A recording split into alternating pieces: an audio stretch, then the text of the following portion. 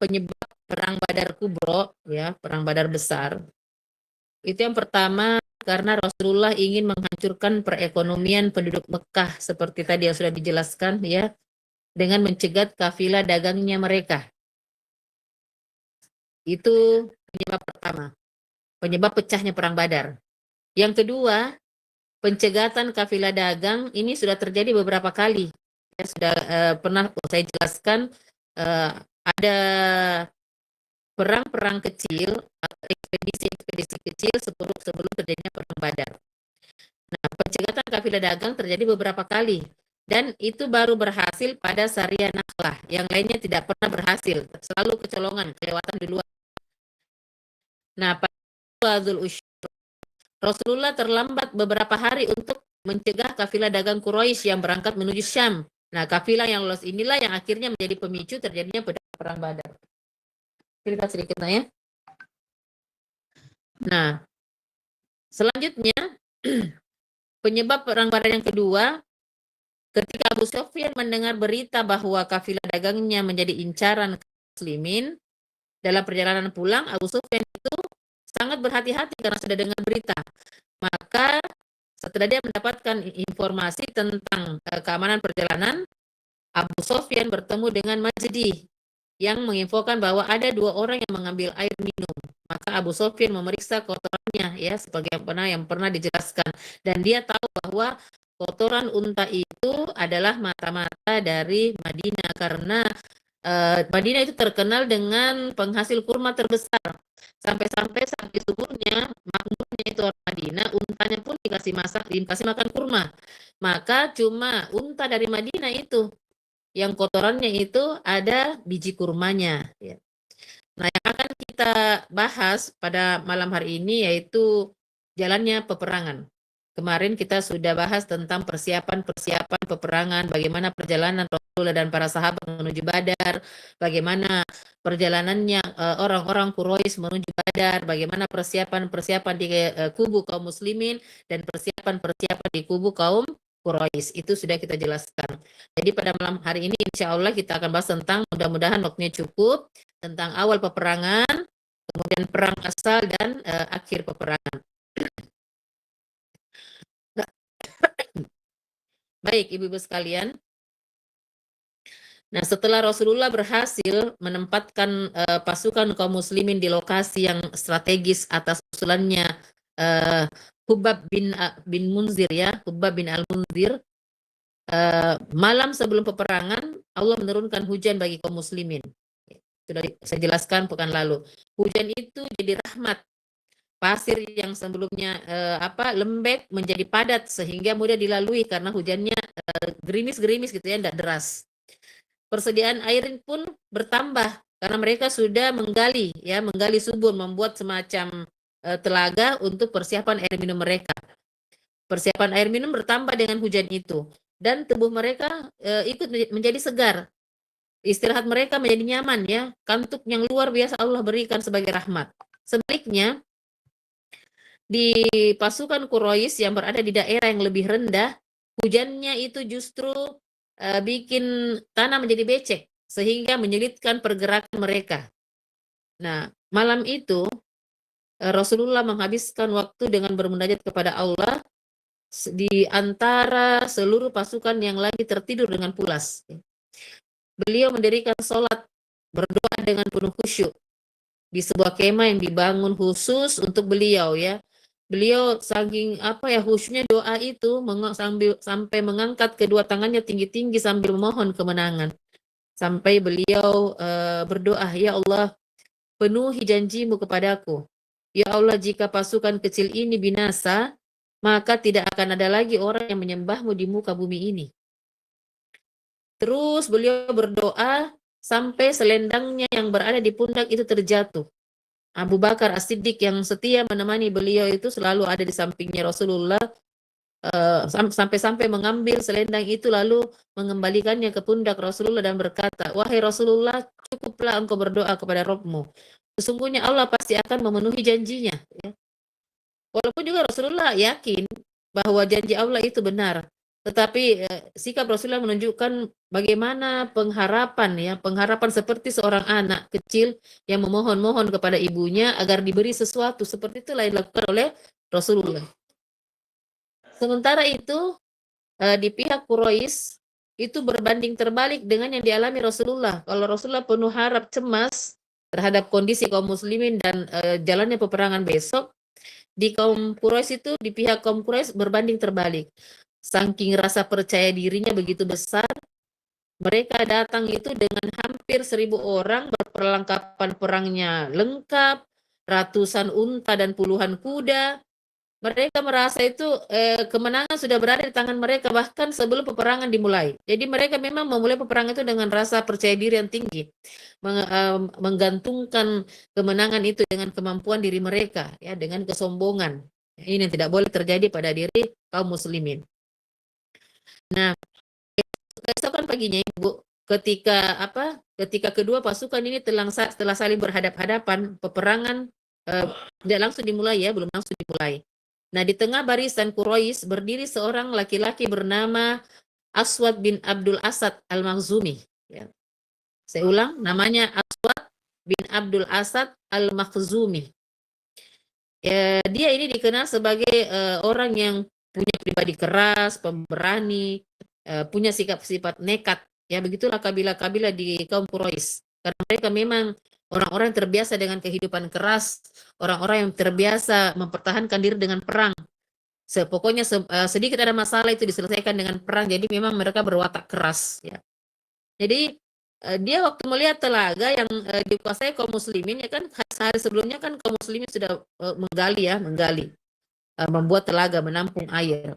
Begitu dia lihat telaga yang dikuasai oleh kaum muslimin, dia langsung marah, ya, karena kaum muslimin sudah menguasai seluruh sumber air di Badar dan menutup akses bagi kaum Quraisy. Jadi kaum Quraisy tidak punya persiapan air minum.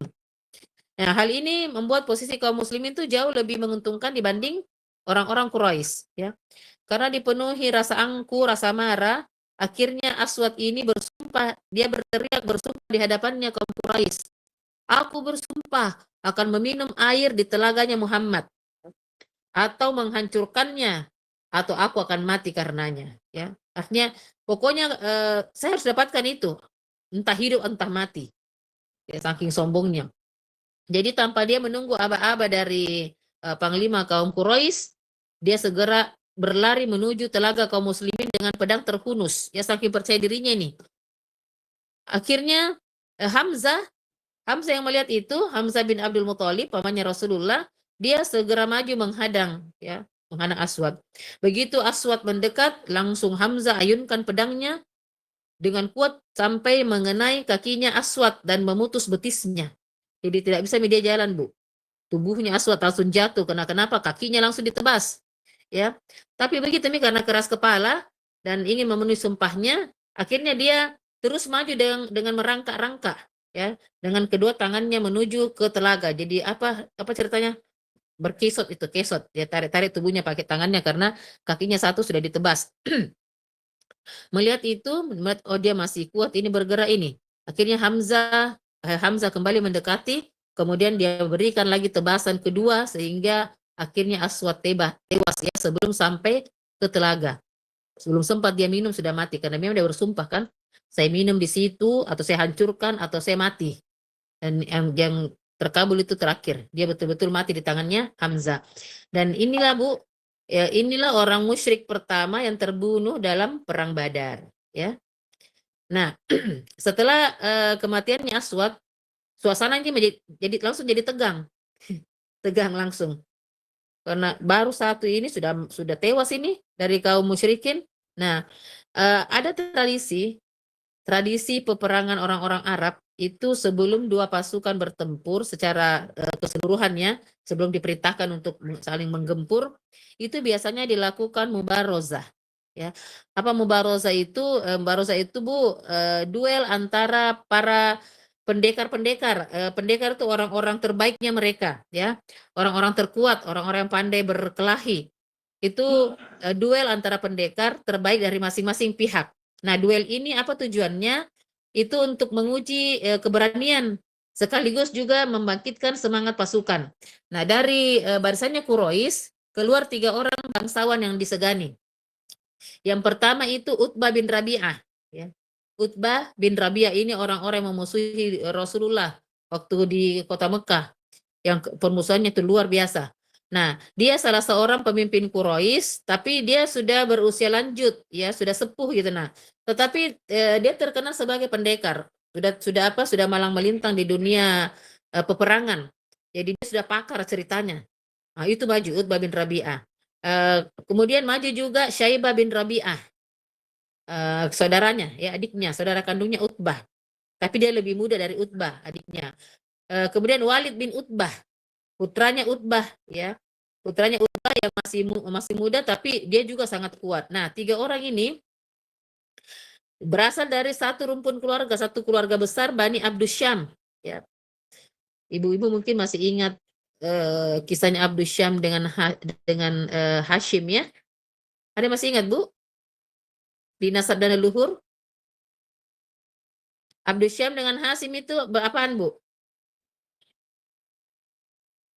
Nah lupa, Mi. Tidak ada yang ingat kisahnya nih.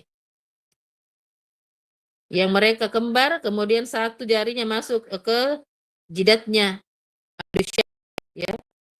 Nah, oke, lanjut. Mereka bertiga ini maju ke tengah medan peperangan sambil mengenakan baju perang lengkap karena memang mereka siap untuk berperang. Lalu dia berteriak, siapa yang akan menghadapi kami? Nah, waktu mendengar teriakan itu, kaum Ansor maju memenuhi tantangannya. Ya, 3 orang sahabat dari kaum Ansor segera keluar dari barisan. Dalam riwayat itu ada yang mengatakan Auf bin Al-Haris. Kemudian yang kedua Muawiz bin Haris, bersaudara ini. Kemudian yang ketiga Abdullah bin Rawahah.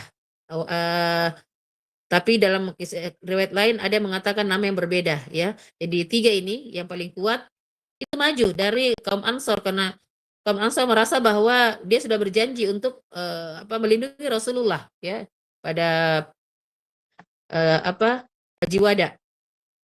Nah, kemudian dengan gagahnya mereka itu yang bertiga ini, Auf bin Al-Haris, Muawiz bin Al-Haris, kemudian Abdullah bin Rawaha, itu berdiri di hadapannya pendekar-pendekar Quraisy yang 3 ini. Kemudian Utbah kemudian bertanya, siapa kalian? Karena kan pakai baju besi tidak kelihatan mukanya kan, karena tertutup pakaian besi. Siapa kalian? Jadi mereka menjawab, kami berasal dari kaum Ansor. Lalu mendengar jawaban itu, Utbah berkata, kalian adalah orang-orang mulia, tapi sayangnya kami tidak mempunyai urusan dengan kalian, ya. Kami tidak punya urusan dengan kalian.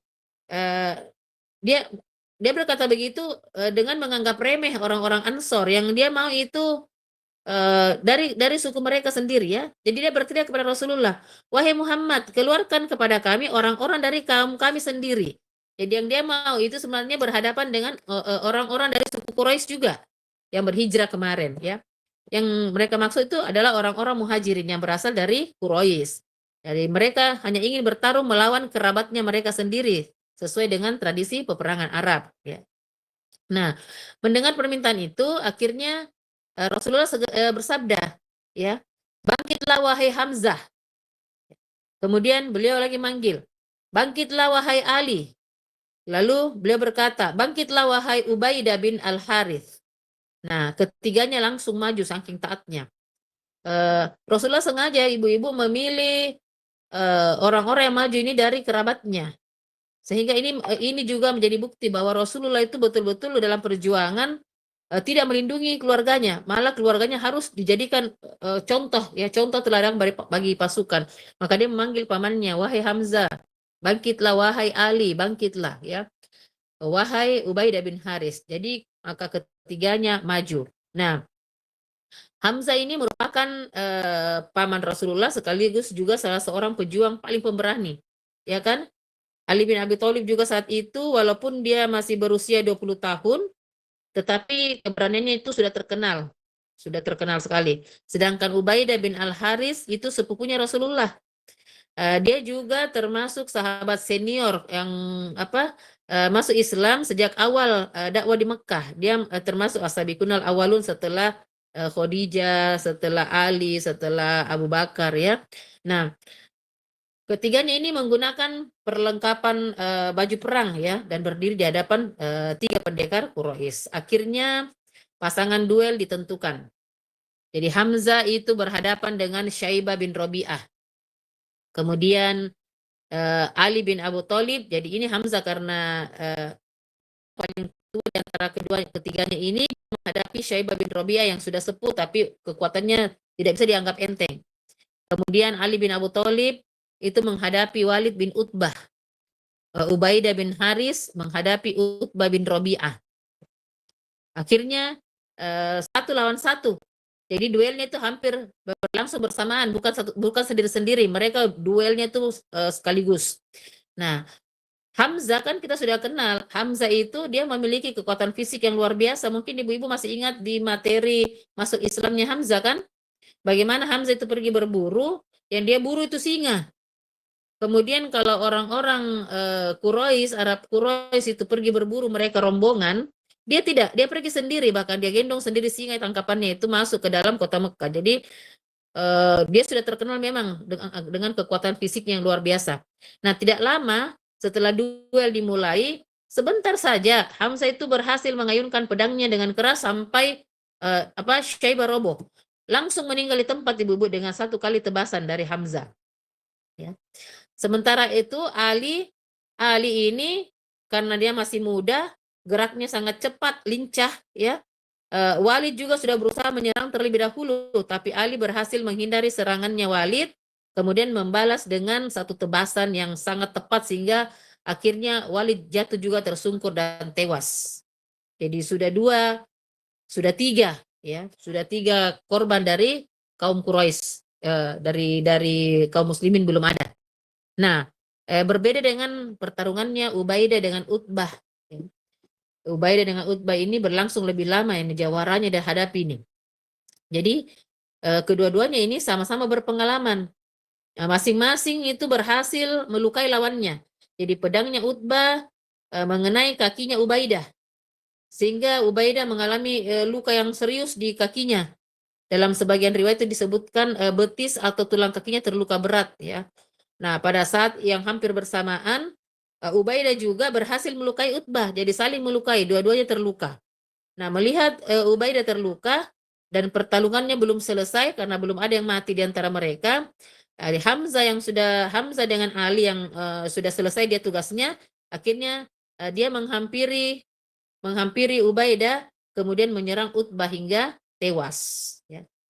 Jadi setelah itu Hamzah dan Ali mengangkat Ubaidah karena sudah terluka parah, ini sudah tidak bisa jalan karena ada tebasan di kakinya, lalu membawanya kembali ke barisan kaum muslimin.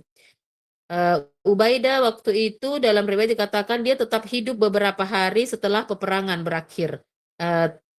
Tapi sayangnya ketika kaum muslimin itu kembali menuju Madinah, luka di deretanya semakin parah, entah infeksi atau bagaimana di daerah As-Sofra. Akhirnya beliau wafat ya dan menjadi salah satu seorang yang syuhada pertama dalam perang Badar. Nah, kemenangannya 3 orang yang duel ini, Masya Allah, membangkitkan semangatnya kaum muslimin ya. Yang pertamanya mereka masih ciut nyalinya karena cuma 313 orang harus menghadapi 1000 orang. Melihat kemenangannya 3 orang pendekar mereka ini, akhirnya semangatnya kaum muslimin itu bangkit seketika ya. Rasa percaya dirinya itu bangkit, hilang itu rasa ketakutan dan kekhawatiran. Berbanding terbalik dengan orang-orang kafir Quraisy, itu terguncang kayak shock terapi bagi mereka, terguncang mentalnya ya. Kenapa? 3 pendekar terbaik Quraisy gugur dalam waktu singkat ya, tidak pakai lama itu pertarungannya. 1 kali tebas mati, 1 kali tebas mati, Masya Allah. Nah, artinya setelah duel berakhir, kedua pasukan ini mulai bergerak maju, mau saling menyerang ya. Rasulullah mengatur barisan kaum muslimin dengan sangat rapi. Terus beliau memerintahkan para sahabat itu tidak tergesa-gesa menyerang karena mereka punya persiapan panah itu sedikit ya, pedang juga sedikit karena tidak semuanya membawa peralatan perang.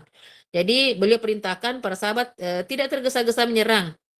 Tetapi melepaskan anak panah itu terlebih dahulu ketika musuh telah berada dalam jangkauan yang kira-kira kalau dia memanah itu kena gitu, nah kena telah kepada musuh sehingga tidak ada satupun anak panah yang terbuang sia-sia.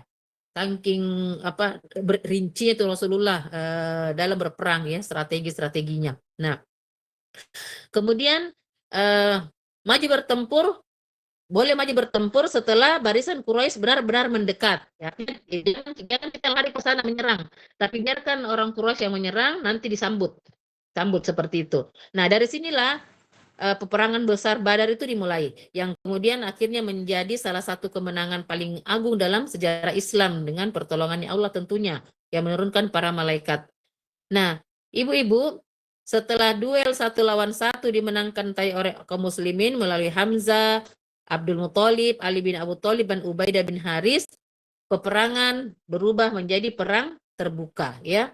Pasukan Quraisy yang jumlahnya 1.000 orang itu mulai bergerak merangsek menyerbu pasukan muslimin yang cuma berjumlah 313 orang. 1 banding 3 ibu-ibu. Mereka harapannya terbesar, dan bukan harapan sebenarnya, mereka yakin itu jumlah mereka yang 1.000 orang itu bisa menghancurkan kaum muslimin hanya dengan sekali serangan. Ya, karena 1 banding 3 ini.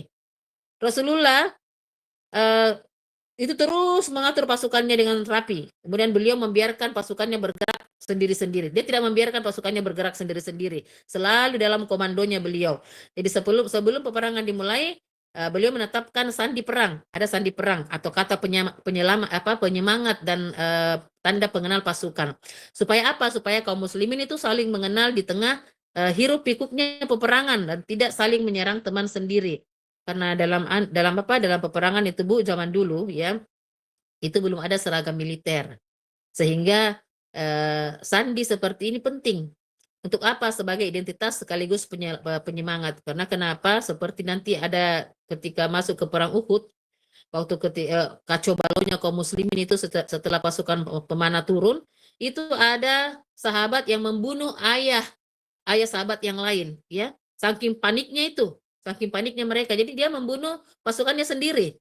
Nah, ini pentingnya sandi-sandi tertentu dalam pasukan. Nah, ketika peperangan itu semakin sengit ya, semakin genting ya, sudah saling menyerang, kaum muslimin bergerak maju itu sambil bertakbir dengan teriakan ahadun ahad, ahadun ahad, Allah yang Maha Esa.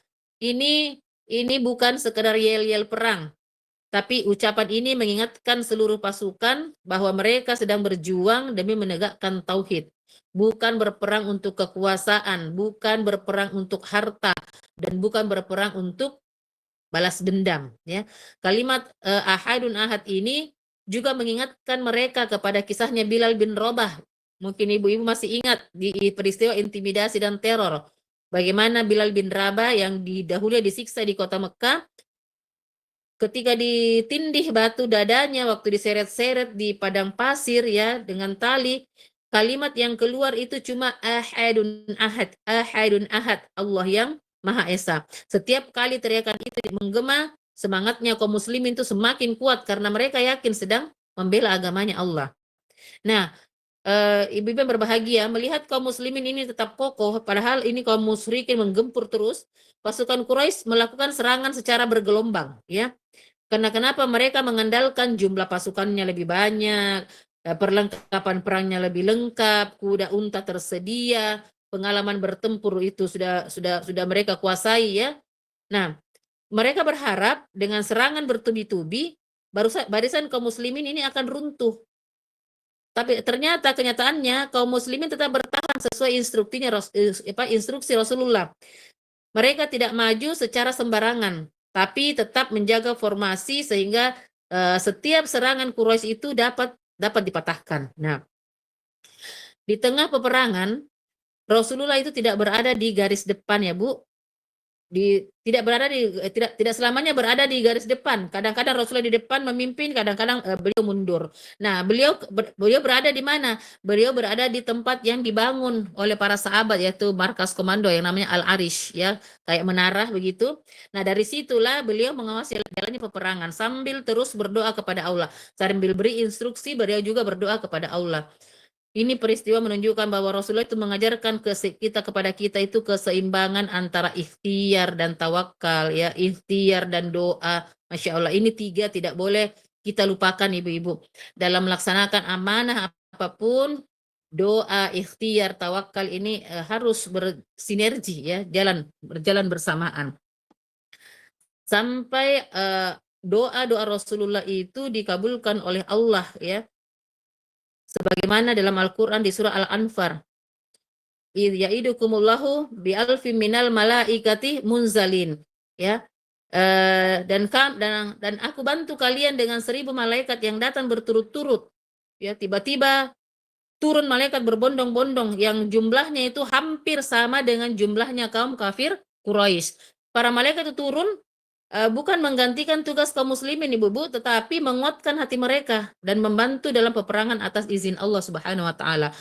Pada waktu itu banyak sahabat kemudian menceritakan bahwa mereka mendengar suara cambuk dari langit dan dia melihat itu musuh jatuh sebelum sempat mereka tebas. Artinya belum sampai pedang itu di tubuhnya musuh, itu musuh sudah terkapar, ya. Kenapa? Ini campur tangannya malaikat, ya. Di sisi lain, tentu ibu ingat, ya, iblis yang berubah menjadi Suraqah bin Malik yang waktu itu menyemangati kaum muslimin, insya Allah kamu akan menang, ya, kita akan menang melawan orang-orang muslimin waktu itu. Itu yang sebelum datangnya berupa Suraqah bin Malik, kemudian tiba-tiba ketika dia melihat malaikat turun berbondong-bondong, dia langsung melarikan diri, ibu. Melarikan diri ketika melihat pasukan malaikat turun.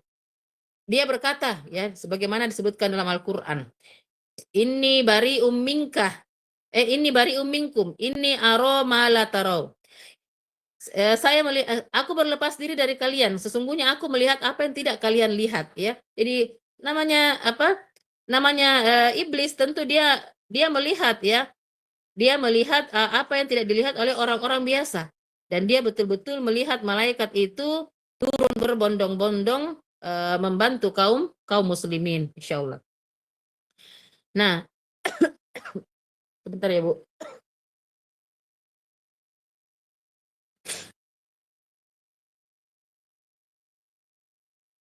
Sebentar ya, Bu, minum sebentar.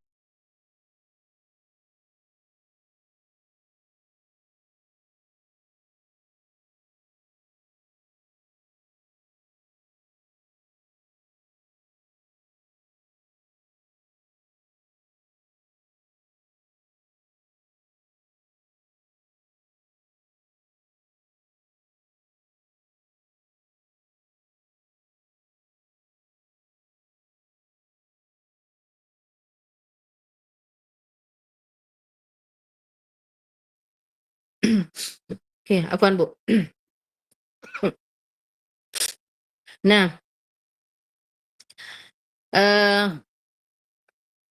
dia mengatakan, sungguh aku berlepas diri dari kalian. Aku melihat apa yang tidak kalian lihat. Jadi, begitu baliknya iblis tadi yang menyerupai Suraqah bin Malik, ini membuat mental pasukan Quraisy semakin goyah. Ya, semakin goyah. Nah, ketika peperangan berlangsung di puncak-puncaknya, dua pemuda Ansor yang masih sangat muda, ya, masih remaja, ya, kalau masih remaja, yaitu Mu'az bin Amir bin Al-Jamu, Mu'az bin Amr bin Al-Jamu, dan Mu'awiz bin Afroh. Ini dua orang ini dia datang menghunus pedang mencari-cari Abu Jahal. Ya. Jadi ketika dia sudah melihat sudah dekat, dia bertanya-tanya, ya, kepada para sahabat, yang mana itu namanya Abu Jahal? Memangnya kenapa? Saya mendengar dia mencaci maki Rasulullah. Saya akan bunuh dia dengan pedangku. Akhirnya ditunjukkanlah yang mana Abu Jahal. Begitu dia melihat Abu Jahal lagi berperang melawan tentara, mereka langsung mendekat kemudian menghunuskan pedang kepada Abu Jahal untuk membunuhnya. Ternyata dengan seizin Allah, ibu-ibu keduanya berhasil melukai Abu Jahal sampai jatuh ke tanah, ya. Setelah peperangan hampir selesai, Abdullah bin Mas'ud itu menemukan Abu Jahal masih bernafas, ya, masih hidup walaupun sudah tidak bisa bergerak.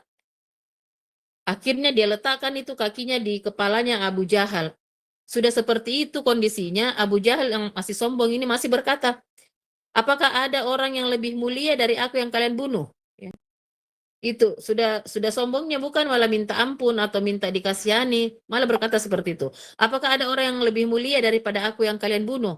Akhirnya karena Abdullah bin Mas'ud sudah kesal, dia mengakhiri hidupnya Abu Jahal. Langsung satu kali tebas, lepas itu kepalanya Abu Jahal. Lalu kepalanya Abu Jahal itu dibawa kepada Rasulullah. Ya. Lalu beliau bersabda, inilah Fir'aunnya umat ini. Nah, kematian Abu Jahal, ibu-ibu, ini menjadi pukulan besar bagi kaum Quraisy karena mereka kehilangan pemimpin yang paling berpengaruh. Jadi Abu Jahal itu bagi orang-orang Quraisy seperti raja, ya, seperti raja. Bahkan dia diberi julukan Abul Hakam, bapak yang penuh hikmah, bapak yang bijaksana. Ya, cuma karena kebodohannya maka Rasulullah memberi dia gelar Abu Jahal. Karena kenapa dia paham bahwa yang dibawa Rasulullah itu suatu kebenaran. Betul dari Allah, tetapi karena gengsi dan karena fanatik kesukuan dan memang karena dari dulu kabilahnya Abu Jahal dengan kabilahnya Rasulullah itu ya Bani Hashim itu selalu bersaing sampai dia katakan kan saya sudah pernah jelaskan sampai dia katakan ketika ditanya bagaimana pendapatmu tentang agama yang dibawa Muhammad, dia katakan saya yakin itu agama yang benar, tapi kalau saya yang masuk Islam maka semua orang Quraisy akan masuk Islam. Lalu kalau sudah seperti itu, di mana mau ditaruh muka kabilah saya? Karena dari dulu kabilah saya dengan kabilahnya Muhammad itu selalu bersaing.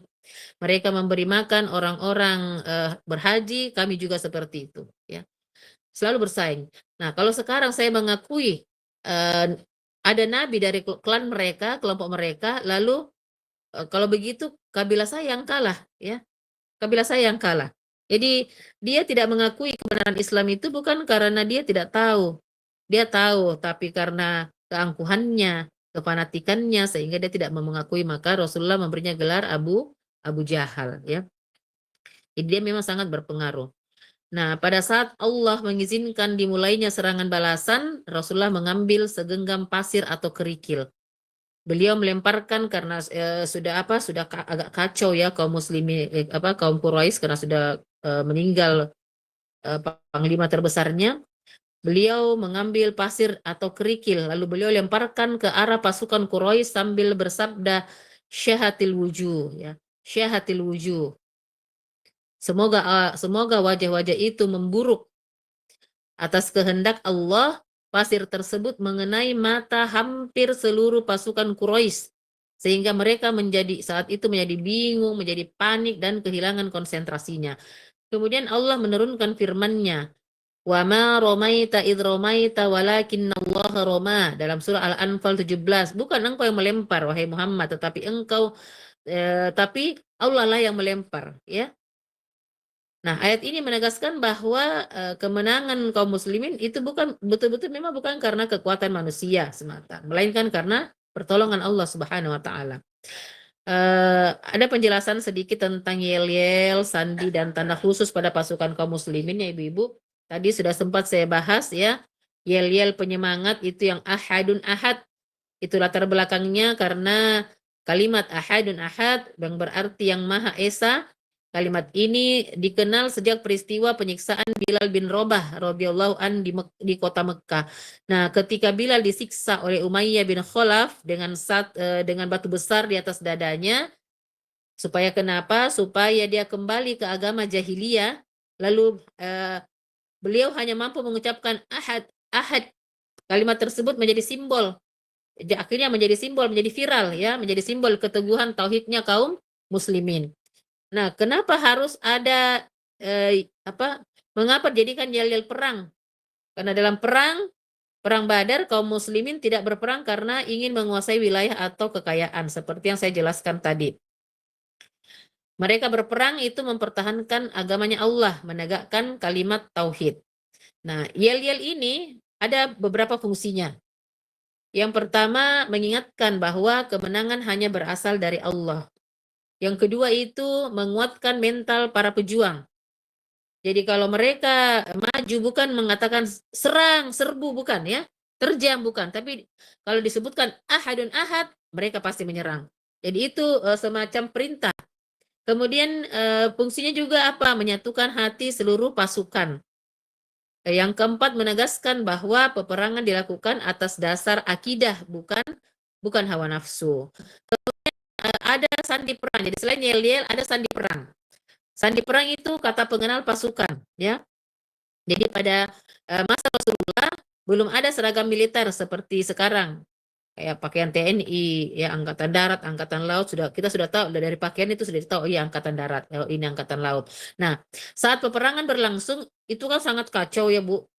Debu-debu karena di padang pasir itu debu berterbangan sampai kadang-kadang saking pekatnya itu debu, tidak ada tahu mana lawan mana kawan. Suara pedang beradu dan banyak orang memakai pakaian yang hampir sama bentuknya. Jadi sangat mungkin seseorang itu keliru mengenali lawan ataupun kawan, ya. Nah, oleh karena itu Rasulullah menetapkan kata sandi atau syiar perang untuk membedakan kelompok-kelompok pasukan. Nah, sandi untuk tiap kelompok itu apa? Kaum muhajirin, kalau saya sebut kaum muhajirin berarti ibu-ibu ingatnya itu sahabat-sahabat yang dari sahabat-sahabat yang berhijrah dari kota Mekah ke kota Madinah, ya, itu kaum muhajirin. Apa sandi mereka? Ya Bani Abdurrahman, ya. Artinya wahai pasukan Abdurrahman. Itu sandinya mereka. Suku Khazraj, ya, dari kaum Ansor, sandi mereka apa? Ya Bani Abdullah. Itu sandinya suku Khazraj. Nah, seruan ini digunakan agar anggota suku Khazraj dia dapat segera mengenali sesama pasukannya, ya. Kemudian suku Aus, apa sandinya? Dari suku Aus dari Ansor juga, kaum Ansor, sandinya mereka adalah ya Bani Ubaidillah. Nah, dengan sandi ini pasukan Aus dapat saling mengenal ketika pertempuran berlangsung. Selain itu, sandi-sandi suku, Rasulullah juga menetapkan sandi umum untuk seluruh pasukan. Jadi selain sandi tiap kelompok, Rasulullah menetapkan seruan umum. Apa itu? Ya Mansurul Amid, atau wahai orang-orang yang mendapat pertolongan, bunuhlah musuh. Jadi makna Mansur itu adalah orang yang telah diberi kemenangan dan pertolongan oleh Allah. Ini seruan membangkitkan keyakinan bahwa Allah telah menjanjikan kemenangan kepada kaum muslimin.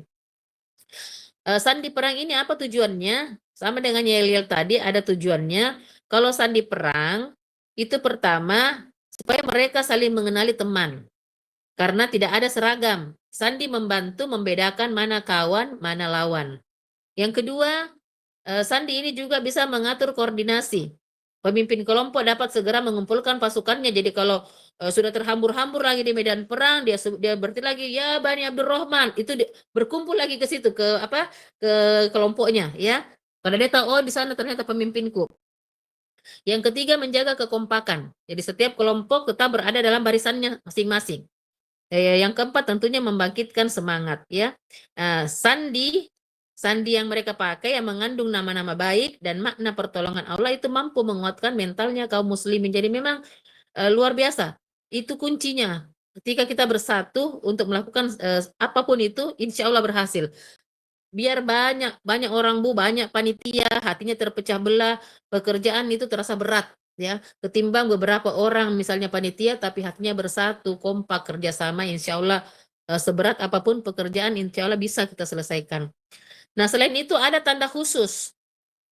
Ada tanda khusus pada 4 sahabat Nabi. Kenapa 4 sahabat ini ditunjuk oleh Rasulullah memegang bendera perang dan juga sebagai panglima. Jadi selain sandi suara, ya, yang tadi disebutkan ya Bani Abdurrahman, ya Bani Ubaidillah, ya.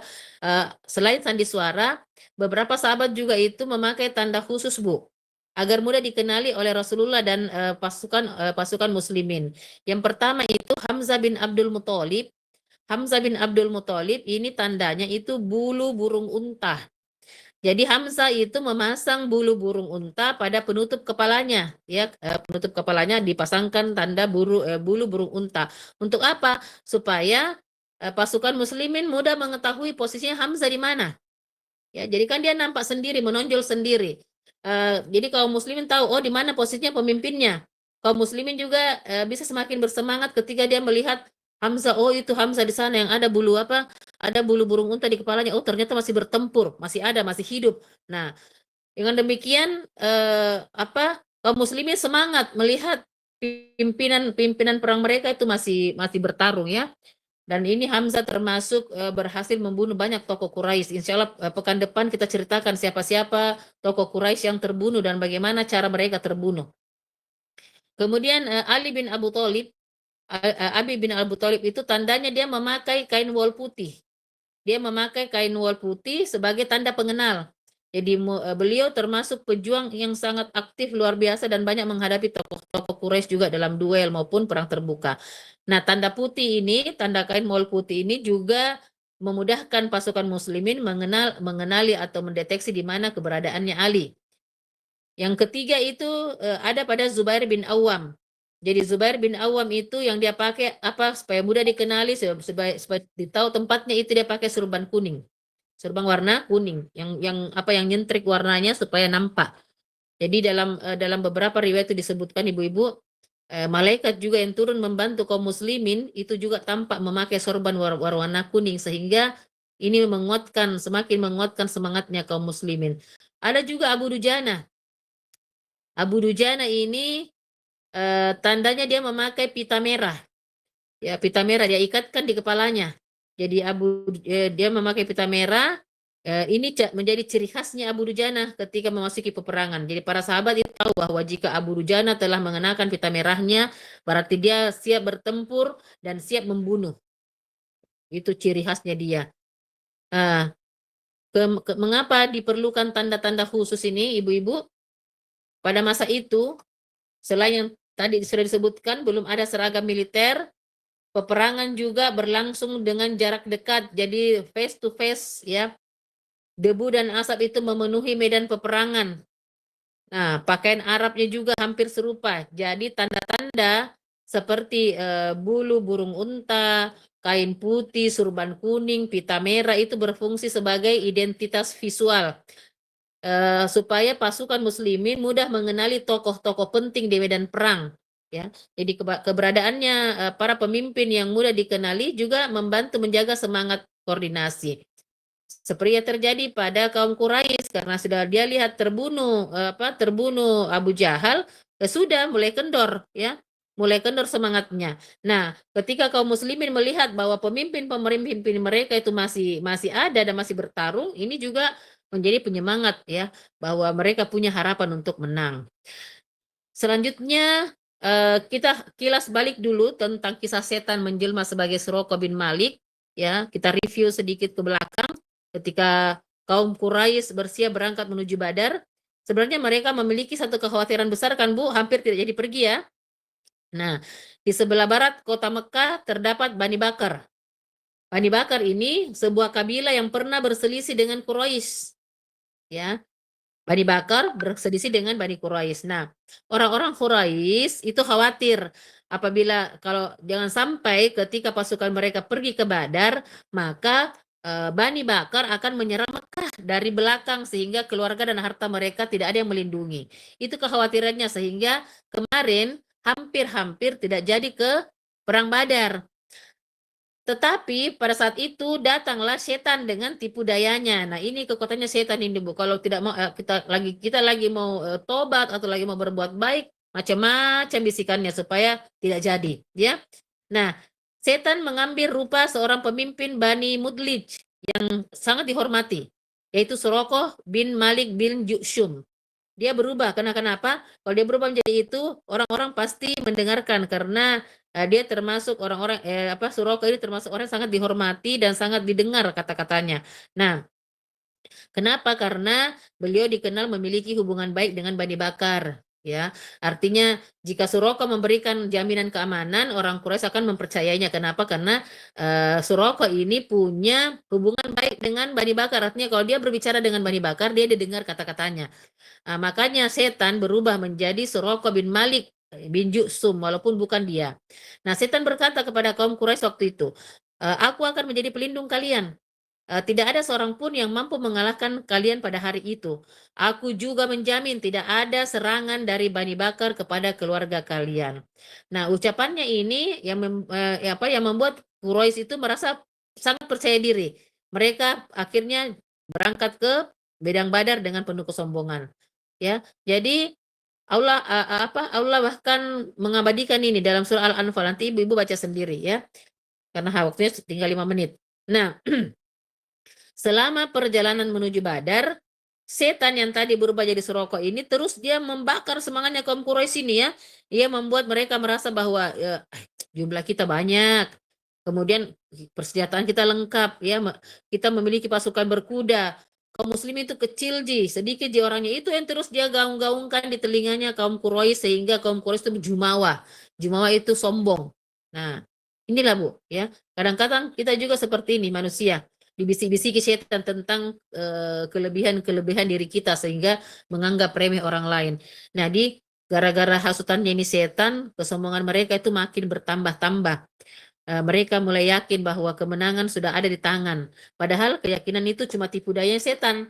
Ya, Allah menggambarkan itu bahwa setan itu menghiasi zuyina linnasi hubbu syahawati dan seterusnya, sampai mereka memandang kesombongan itu sebagai sesuatu yang baik. Nah, ketika kedua pasukan mulai saling berhadapan, keadaannya ternyata berubah, ya. Waktu Rasulullah berdoa dengan sepenuh hati, kerendahan hati, lalu Allah mengabulkan doanya, Allah menurunkan ribuan malaikat untuk membantu kaum muslimin. Para malaikat turun ke medan perang. Saat ini yang tidak pernah dibayangkan oleh setan.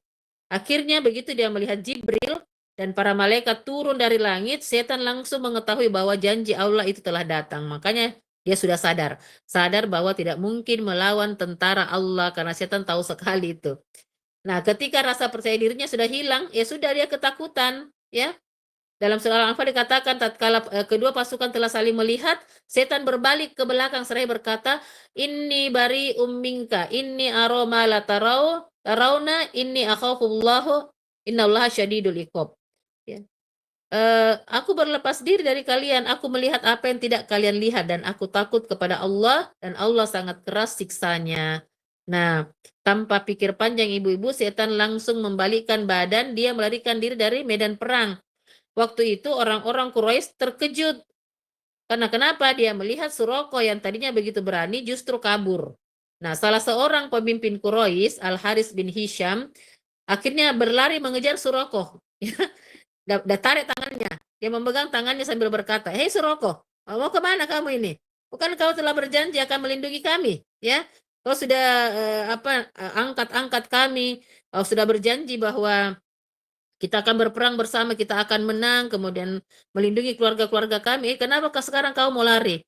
Ya, namun setan tidak mau bertahan. Dalam beberapa riwayat itu disebutkan bahwa dia mendorong dia mendorong dan memukul dadanya Al-Haris bin Hisham hingga terjatuh, ya. Lalu dia terus melarikan diri. Nah, peristiwa ini akhirnya membuat orang-orang Quraisy semakin bingung melihat tingkahnya Suroko. Melihat Suroko kabur, mereka akhirnya berteriak, "Hei Suroko, kau mau kemana?" Mereka akhirnya marah karena kenapa? Merasa ditipu. Orang-orang yang tadi menjanjikan kemenangan kini justru meninggalkan mereka dalam peperangan, ya. Lalu setan menjawab, "Sesungguhnya aku berlepas diri dari kalian. Aku melihat apa yang tidak kalian lihat. Aku takut kepada Allah." Kalimat ini ibu-ibu bukan menunjukkan bahwa setan bertobat, ya. Dia cuma takut kepada azabnya Allah setelah melihat itu malaikat berbondong-bondong turun. Dia sadar bahwa kekalahan sudah pasti kekalah karena kenapa? Allah sudah kirim bantuan. Karena itu dia meninggalkan seluruh pengikutnya. Ya, ini sebenarnya tabiatnya setan, Bu.